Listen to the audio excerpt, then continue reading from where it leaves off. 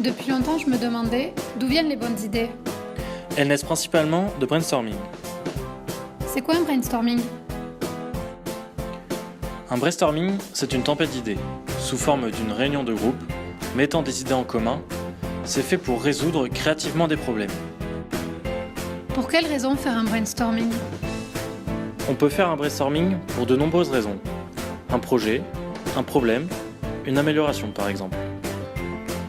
Avant de commencer un brainstorming, assurez-vous d'avoir un animateur, un paperboard, un sujet, un temps imparti, une secrétaire, un groupe, idéalement de 6 à 8 personnes, et des idées. Et dans tout ça, quel est le rôle de l'animateur?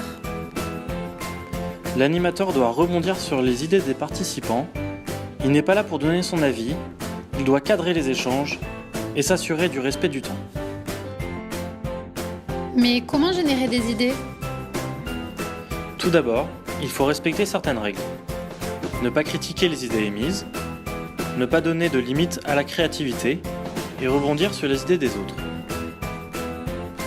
Il existe différentes méthodes pour brainstormer.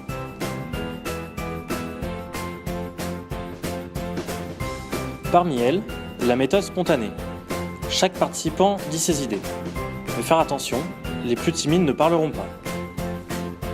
La méthode du tour de table. Chacun à leur tour, les participants donnent leurs idées. La méthode de la circulation d'idées. En partant d'une idée, chacun inscrit sur une feuille ce à quoi lui fait penser la première idée. La méthode des post-it. Classer les idées par thème.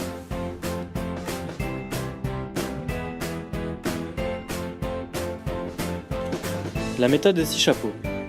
Chaque personne se voit attribuer une couleur de chapeau.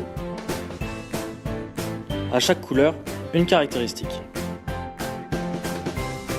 Attention aux erreurs à ne pas commettre. Se réunir sans but précis, ne pas définir de sujet, ne pas avoir un secrétaire et un animateur, et avoir une taille de groupe inadéquate. Et après, que faire de ces idées? Il faut les organiser et les hiérarchiser.